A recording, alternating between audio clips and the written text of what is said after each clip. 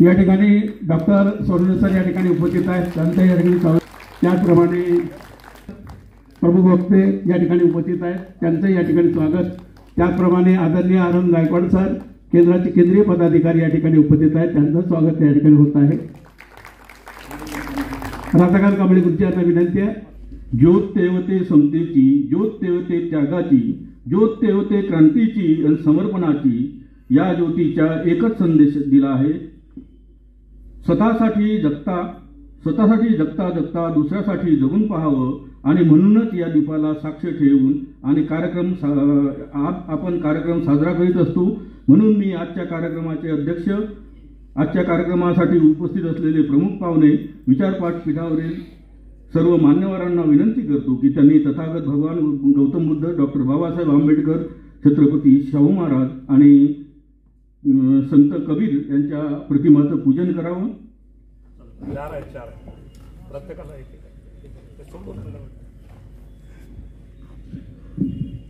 संत कबीरांचा, संत कबीरांचा, संत कबीरांचा, छत्रपती शाहू महाराजांचा, छत्रपती शाहू महाराजांचा, छत्रपती शाहू महाराजांचा, डॉक्टर बाबासाहेब आंबेडकर. सर्वांना सविनय मी. आजच्या कार्यक्रमाचे लाभलेले आपल्याला दुसरे वक्ते आदरणीय राजेंद्र दत्त चव्हाण, MA BEd शिक्षण झाले असून मान्य प्राचार्य राहिले आहेत.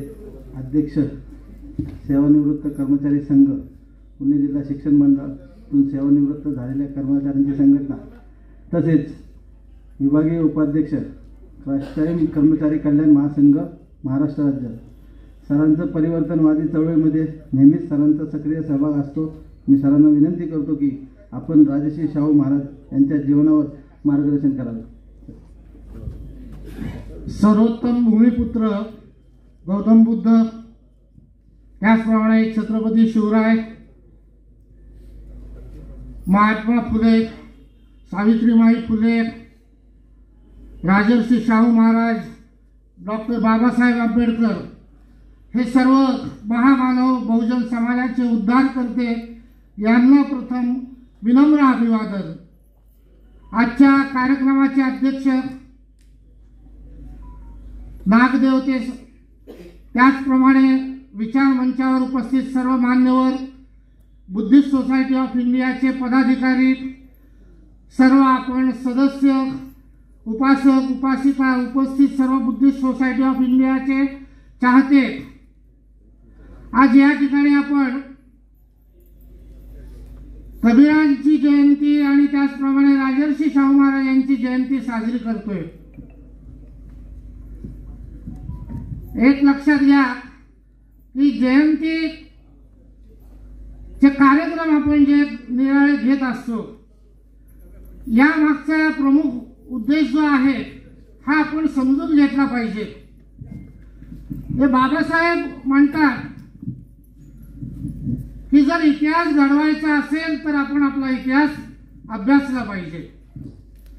एक लक्षात घ्या की इतिहासातून ज्या आपल्याला प्रेरणा मिळत असतात त्या प्रेरणांचा अभ्यास करून आपण पुढे इतिहास घडवायचा असतो. आणि इतिहासामध्ये ज्या चुका झालेल्या आहेत ह्या चुका बाजूला सारून आपण इतिहासाची जी पुनरावृत्ती आहे ती टाळली पाहिजे, हे बाबासाहेबांचं म्हणणं होतं.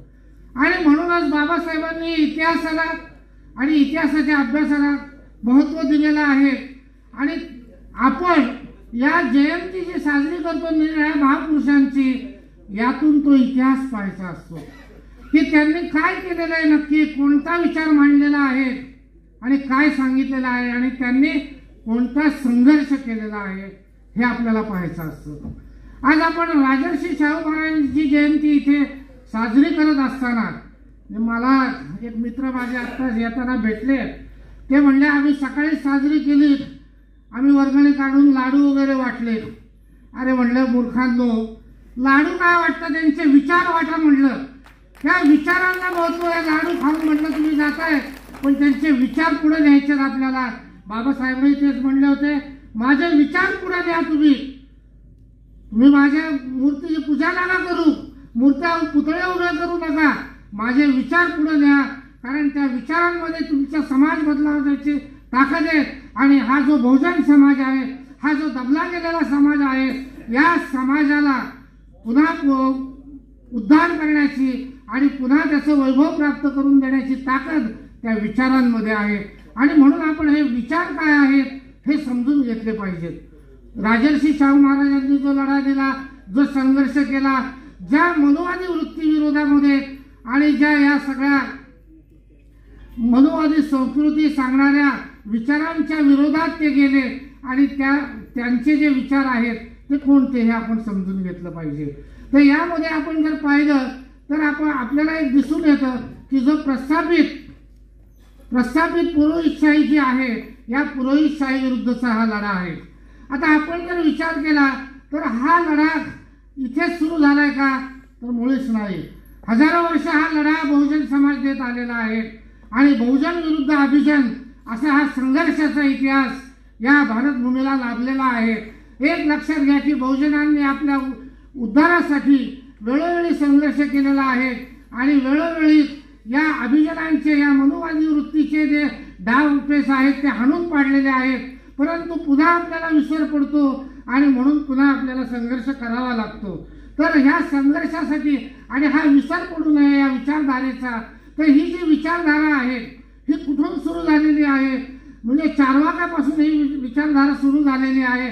आणि गौतम बुद्धांनी पुढे गौतम बुद्धांचे जर विचार आपण पाहिले तर आपल्याला आता सरांनी सांगितलं की कबीरांच्या विचारांमध्येही त्याचं प्रतिबिंब आपल्याला दिसून येतं, रैदासांच्या विचारामध्ये आपल्याला त्याचं प्रतिबिंब दिसून येतं.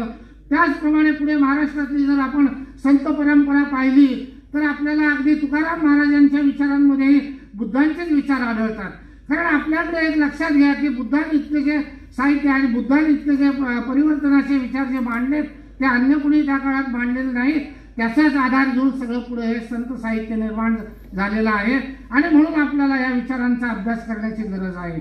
तर ही विचारधारा जी आहे, ही विचारधारा जे आपण पाहिलं की बहुजन हिताय बहुजन सुखाय हा नारा गौतम बुद्धांनी दिलेला आहे. आणि बहुजन हिताय बहुजन सुखायचा नारा त्यांना द्यावा लागला.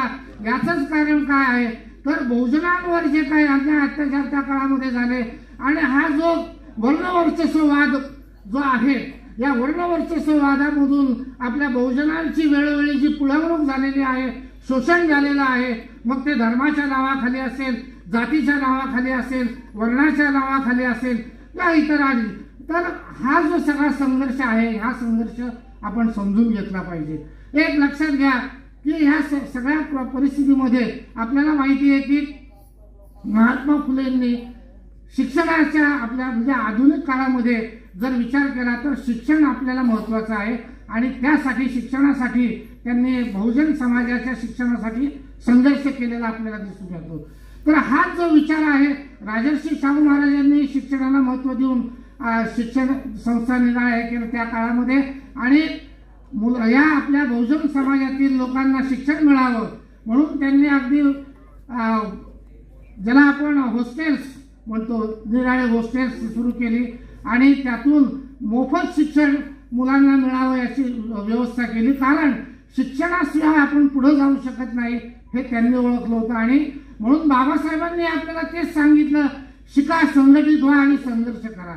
हे लक्षात घ्या की शिक्षण आणि ही विचारधारा हे समजून घ्या आपण की प्रत्येक ठिकाणी आपण जर पाहिलं म्हणजे आता आपण जे बाकीच्या पूर्वीच्या काळातल्या ज्या विचारधारा आहेत, जे गौतम बुद्धांपासून ज्या आलेल्या आहेत, गौतम बुद्धांनी सांगितलं आत्मदीप भव, म्हणजे आपण स्वतः प्रकाशित व्हा. कशाच्या आधारे तर ज्ञानाच्या आधारे ज्ञान मिळवा. तुम्ही ज्ञान मिळवा, स्वतः प्रकाशित व्हा आणि इतरांना तो प्रकाश द्या. हे गौतम बुद्धांनी सांगितलं आणि तोच विचार पुढे आलेला आहे. तो सतत पुढे असं येत आहे विचार आणि आजही आपल्याला त्या विचाराच्या आधारे आपण काम करणं गरजेचं आहे.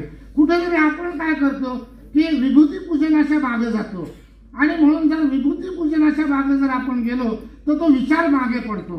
हे लक्षात घ्या की आपण ज्यावेळेस ही जयंती साजरी करत असतो त्यावेळेस आपण त्यांचे विचार समजून घेतले पाहिजे आणि हा विचाराचा लढा आपल्याला दिला पाहिजे, सतत द्यावा लागणार आहे.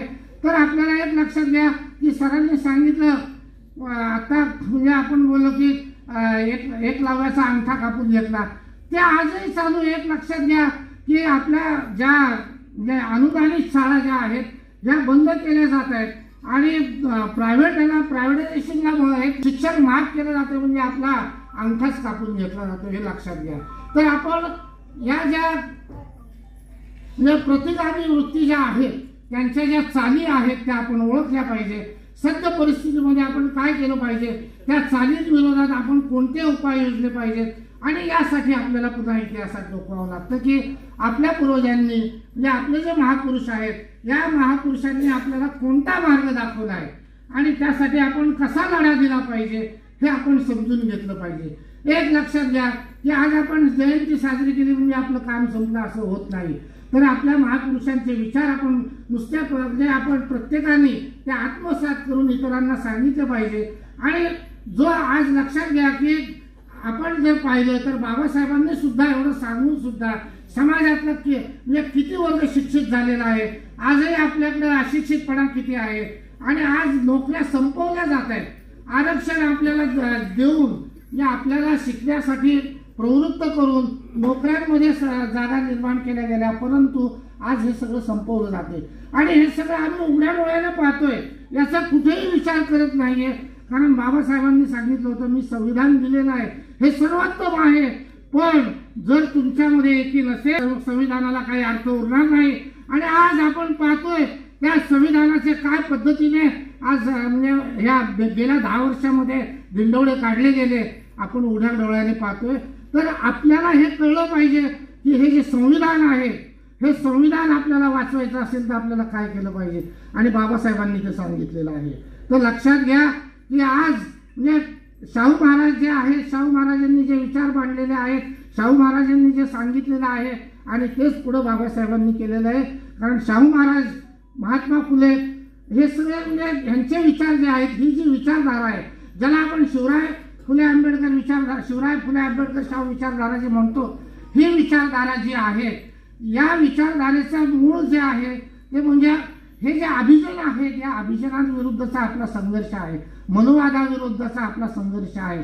आणि हा संघर्ष आपल्याला तोपर्यंत चालू ठेवावा लागेल की जोपर्यंत मनोवाद डावपेच करून आपल्याला नेस्तनाबूत करण्याचा प्रयत्न करतोय तोपर्यंत, आणि आपल्या समाजातला शेवटचा घटक शिक्षित होऊन त्याला सर्व हे कळेल तोपर्यंत आपल्याला हा लढा चालू ठेवायचा आहे.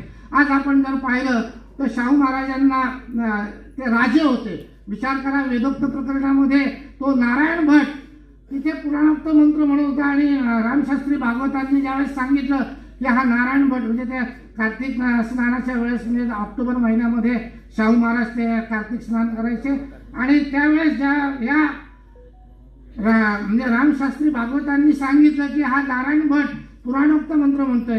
तर शाहू महाराजांनी त्यांना विचारलं की तुम्ही पुराणोक्त मंत्र का म्हणता, तर हा सामान्य भट शाहू महाराजांचा नोकर त्यांच्या बिदागीवर जगणारा त्यांना म्हणतो तुम्ही शूद्र आहात, तुम्हाला वेदोक्त मंत्रांचा अधिकार नाही. म्हणजे एक लक्षात घ्या की ही जी वृत्ती आहे, ही मनुवादी वृत्ती जी आहे ही किती वर्चस्ववादी आहे, आणि कशा पद्धतीने समाजावर एका राजाला, छत्रपतींच्या वारसाला या पद्धतीने उत्तर देतो. आणि नंतर शाहूराजांना ते अतिशय वाईट वाटलं, आणि नंतर शाहूराजांनी ज्यावेळेस चौकशी केली त्या बग्गीवाल्याकडं, त्यावेळेस हा जो नारायण भट आहे हा स्नान न करता आलेला होता आणि वेश्यावस्तीत रात्र घालून आलेला होता.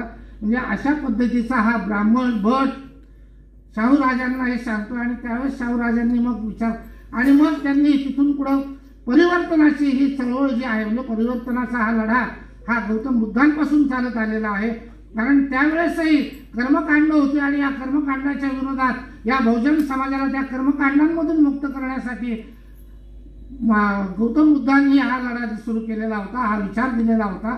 आणि शाहूराजांनी त्याच पद्धतीने या समाजाला जागृत करण्यासाठी मग पुढे आपल्याला माहिती आहे की त्यांनी म्हणजे त्या ठिकाणी या नारायण भटाला तर कामावरून काढून टाकलं, आणि नारायण भटाला कामावरून काढून टाकल्यानंतर ह्या सगळ्या ब्राह्मण वर्गामध्ये खळबळ माजली. त्यांना विरोध करायला सुरुवात केली.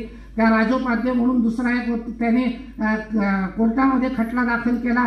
महाराजांनी त्याची सगळं ते वतन जी दिलेली होती ती बंद केली, आणि त्याला जे दिलं जाणारं वेतनही बंद केलं.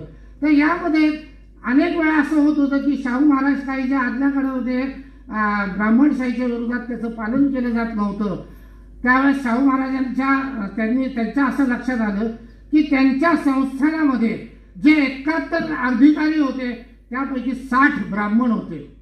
71 अधिकाऱ्यांपैकी 60 ब्राह्मण होते आणि त्यांचे खाजगी नोकर जे होते म्हणजे सचिव वगैरे इतर काही अधिकारी, त्यामुळे 52 पैकी 45 ब्राह्मण होते. म्हणजे लक्षात घ्या की आज जर आपण इतिहास पाहिला, तुम्ही अगदी इस्लामी राजवटीपासून जरी पाहिला तरी अकबराच्या दरबारापासून जरी तुम्ही पाहिलं तरी प्रत्येक इस्लामी बादशाहाच्या दरबारामध्ये 38% ब्राह्मण मंत्री असायचे आणि हे 38% ब्राह्मण मंत्री त्यांना साथ द्यायचे.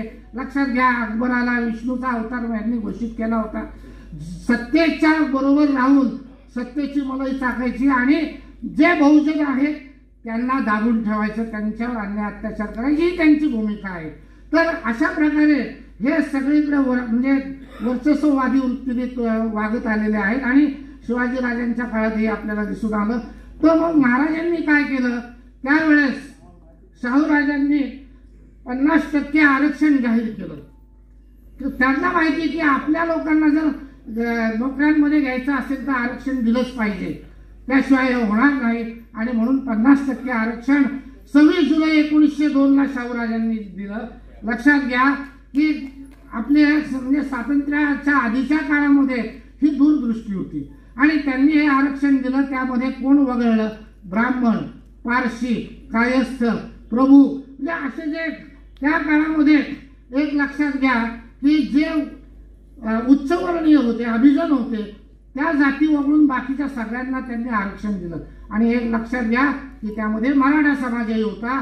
कारण लक्षात घ्या की मराठा समाजालाही त्यावेळेस कुठे जे राजा जरी त्यांचा असला तरी नोकऱ्यांमध्ये त्यांना स्थान नव्हतं, समाजामध्ये काही स्थान नव्हतं. म्हणजे ही परिस्थिती आणि अशा पद्धतीने त्यांनी पहिलं आरक्षण हे जाहीर केलं. लक्षात घ्या की त्या आरक्षणाच्या विरोधात त्या काळामध्ये या लोकांनी शाहू राजांना मारण्याचे अनेक वेळा प्रयत्न, प्राणघातक हल्ले गेले त्यांच्यावर, 3-4 वेळा हे प्रकार झालेले आहेत. तरीही न घाबरता एक लक्षात घ्या की बहुजन समाजातला आपला जो माणूस आहे हा न घाबरता यांच्या विरोधात लढा देत आलेला आहे. अनेक वेळा म्हणजे अनेक जणांनी त्यांचं बलिदानही दिलेलं आहे.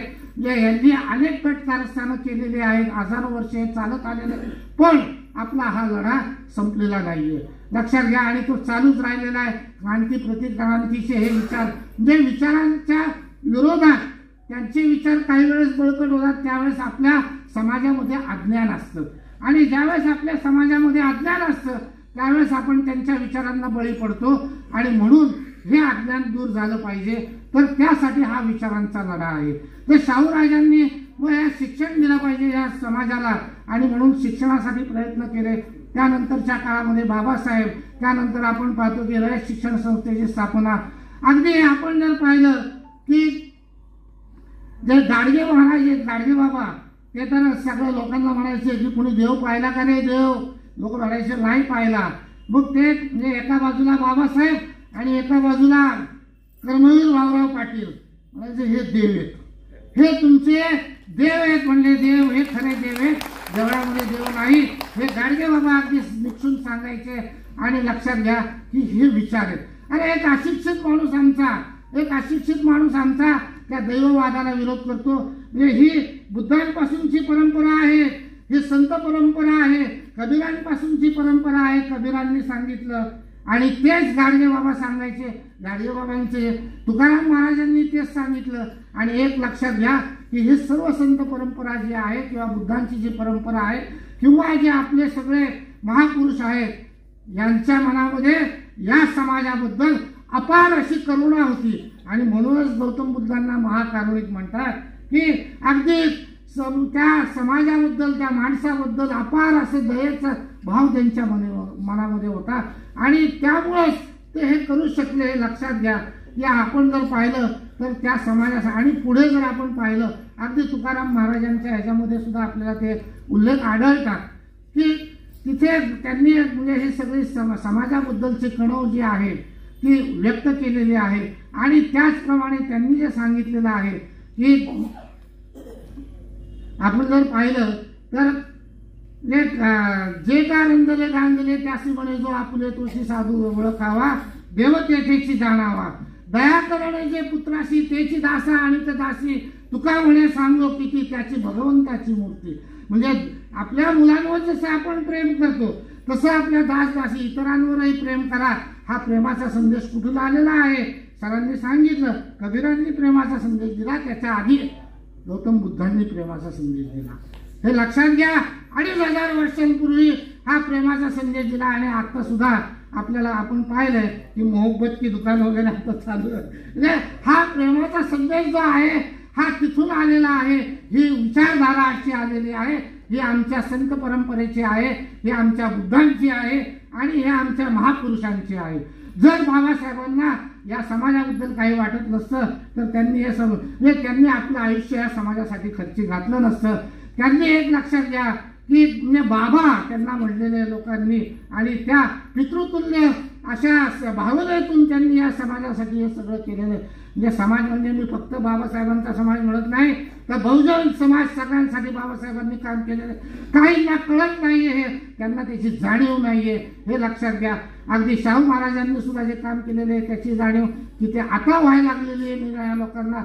आणि मराठा समाजातून सुद्धा आता शाहू महाराजांविषयीचं जे कार्य आहे ते आता म्हणजे ते पुढे मांडायला लागलेले आहेत. नाहीतर काही काळ या लोकांना ही माणसं आपली वाटतच नव्हती. म्हणजे अगदी महात्मा फुले सुद्धा मी पाहिलंय, मी अनेक म्हणजे माळी समाजाच्या लोकांमध्ये त्यांना म्हणजे त्यांच्याविषयी काही वाटतच नव्हतं.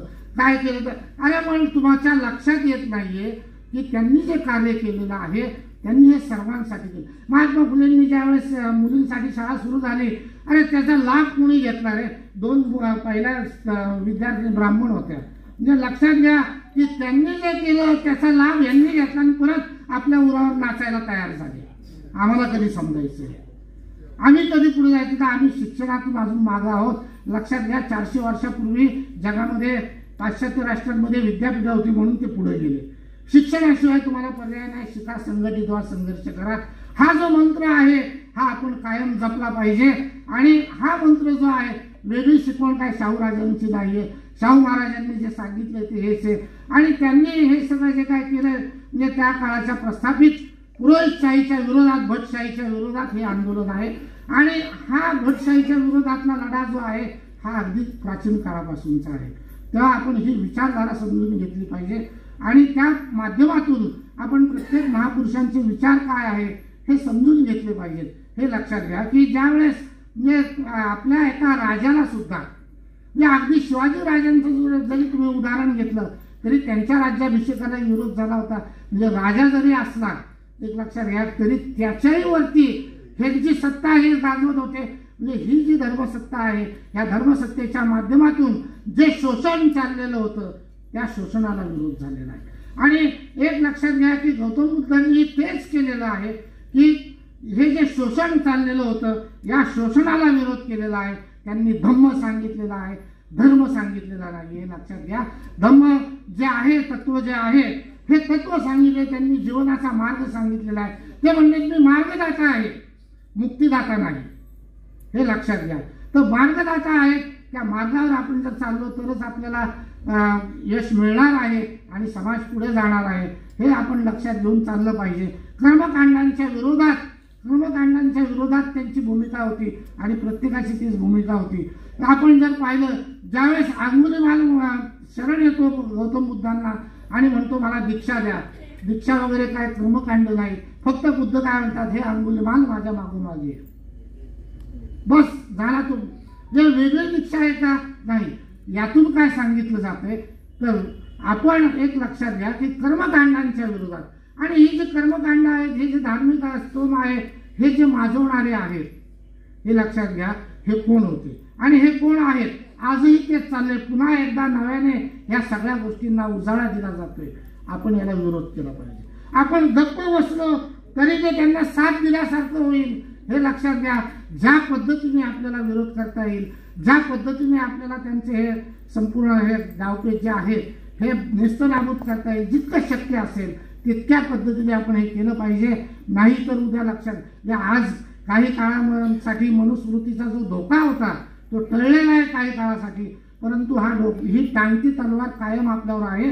तेव्हा यासाठी आपल्या समाजाला शिक्षित करणं, त्याला ही सर्व जाणीव करून देणं आणि जे सांगितलं बुद्धांनी आत्मदीप भव, हे पुन्हा एकदा मी सांगतो की स्वतः तुम्ही प्रत्येकाने याची जाणीव आणि ह्या जागृती करून घ्या आणि इतरांना करून द्या की नेमकं काय होते, कशा पद्धतीने हे सगळं चाललेलं आहे.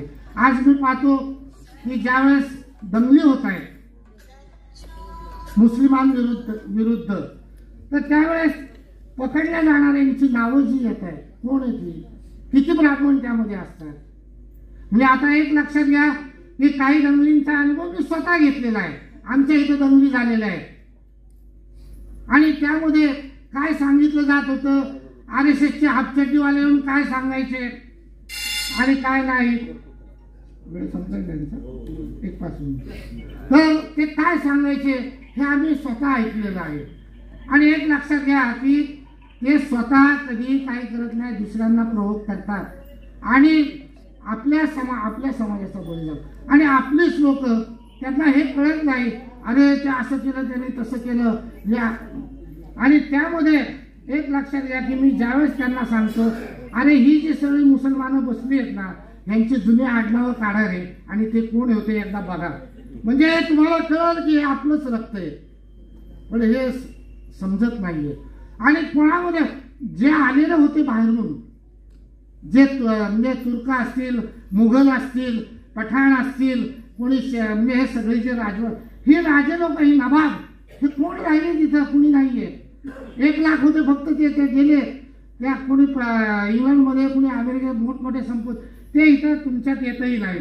मग ही जी आहेत आपल्या आजूबाजूला, ही कोण आहेत हे जर आपण पाहिलं तर हे लक्षात.